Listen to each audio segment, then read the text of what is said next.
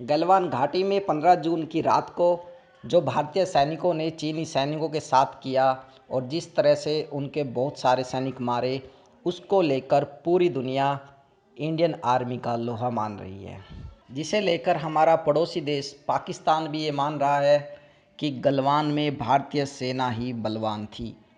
उन्होंने लड़ते हुए चीनी सैनिकों को मौत के घाट उतार दिया। पाकिस्तानी मीडिया कह रही है कि भारतीय सेना एक प्रोफेशनल सेना है और अपने कॉन्स्टिट्यूशन के हिसाब से चलती है, जबकि हमारी आर्मी एक बेगैरत आर्मी है और वो सिर्फ अपने हिसाब से चलती है।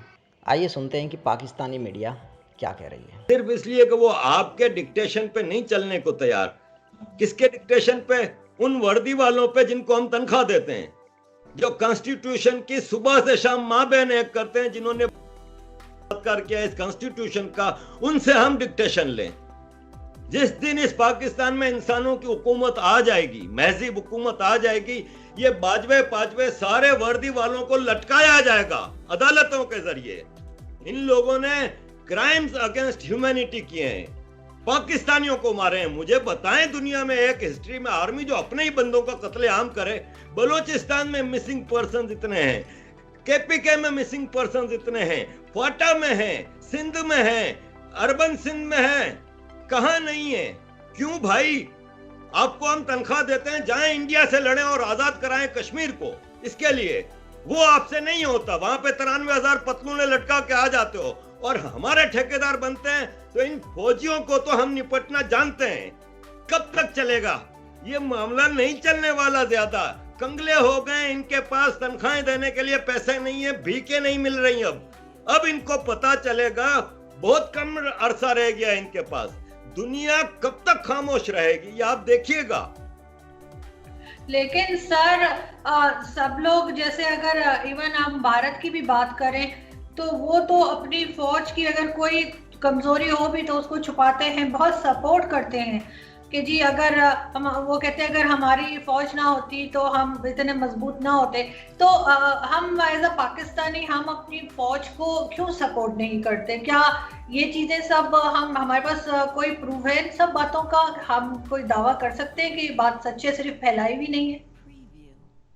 देखें, इंडिया की आर्मी कोई अस्करी सीमेंट नहीं चलाती, कोई शादी हॉल नहीं चलाती, कोई जमीनों पे कब्जे नहीं करती, कोई डीएचए नहीं बनाती, कोई बहरिया टाउन बना के एक दुनिया के करप्ट तरीन जाहिल तरीन इंसान को मलिक रियाज बना के पाकिस्तान का अमीर तरीन आदमी नहीं बनाती भारतीय फौज। भारत की फौज को मैं सलाम करता हूं सिर्फ एक बात पे, कि वो अपने कॉन्स्टिट्यूशन, अपनी पॉलिटिकल लीडरशिप के ऑर्डर्स को फॉलो करती है। हमारी आर्मी तो बेगैरत है। हमारी आर्मी को हम सपोर्ट करेंगे जिसने हमारे अपने भाइयों को मारा है। बांग्लादेश का जेनोसाइड आपको याद होगा, या इसको आप डिनाई करेंगी? क्या वहां पे बंगाली औरतों का जो बलात्कार हुआ है, या जो पाकिस्तानी नहीं थी? किस बुनियाद पर उनका? जिस पे मर्जी आई रॉ का ठप्पा लगा दिया कि जी रॉ एजेंट है, उन पर ऑपरेशन करेंगे। साले तुम अमेरिकन एजेंट हो, सारी जिंदगी अमेरिका की गुलामी की है। जिसने उसामा बिन लादेन को पकड़ाया था, कर्नल इकबाल सईद, उसके घर की वीडियो कल रात वायरल हो रही है, जिसमें है वतन के सजीले जवानों गाना गा रही है। और ये जितने कर्नल पर्नल सारे भागे हुए अमेरिका में अय्याशी की जिंदगी गुजार रहे हैं, हाथ में विस्की के गिलास पकड़े हुए हैं। ये फौज की हम इज्जत करें? ये बाजवे की, ये शरीफ की, ये राहिल शरीफ जो इतनी बड़ी बड़ी बातें करता रहा, 1 अरब 26 करोड़ रुपए की जमीन दी है इसको।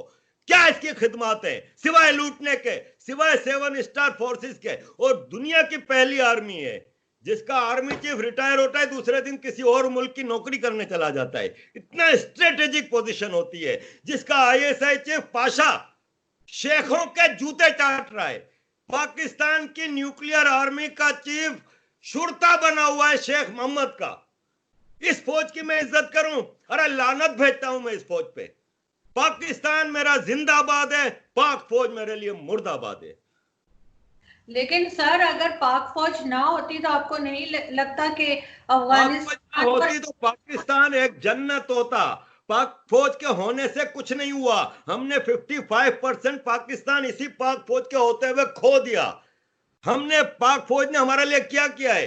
पाक फौज ने अफगान वार के जरिए ड्रग्स और हथियारों का अंबार लगा दिया कराची में और पाकिस्तान में। इस फौज की कोई एक खिदमत तो बताएं, या इन्होंने जाके आपका पीओके आजाद करा दिया है, या इन्होंने कई जन्नत शहद की नहरें भी चला दी हैं।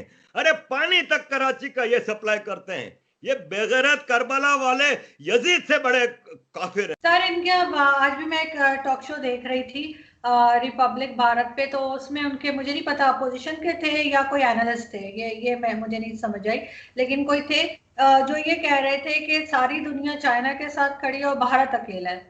तो उस पर खैर दूसरी साइड जो लोग थे वो इस बात से एग्री नहीं कर रहे थे। तो आपको लगता है कि सब लोग चाइना के साथ हैं, भारत के साथ ऐसा कोई नहीं खड़ा हुआ? सिवाय पाकिस्तान के किसने बयान दिया है कि मैं चाइना के साथ खड़ा हूं? व्लादिमीर पुतिन ने तस्वीर लगाई है, आई स्टैंड विथ इंडिया। सबने, ट्रंप ने भी तस्वीर लगाई, I stand with India. European union ने क्लियर कट मैसेज दिया है कि वी स्टैंड विथ इंडिया। अरे कल in world international court of justice में यूरोपियन यूनियन ने चाइना से ट्रेड एग्रीमेंट का बहुत बड़ा एग्रीमेंट जीता है और चाइना को फाइन और बहुत जबरदस्त पनिशमेंट दी गई है। यूरोपियन यूनियन स्टैंड करती है इंडिया के साथ। अमेरिका, ऑस्ट्रेलिया, कनाडा, अरब कंट्रीज आप देखिएगा स्टैंड करेंगे चाइना के साथ, क्योंकि अरब इस वक्त चाइना को नाराज नहीं कर रहे, इसलिए क्लियर कट कोई बात नहीं कर रहे। लेकिन अगर ऐसी कोई सिचुएशन आई तो Arab is standing with USA and India. $500 billion की इन्वेस्टमेंट है शहजादा मोहम्मद की।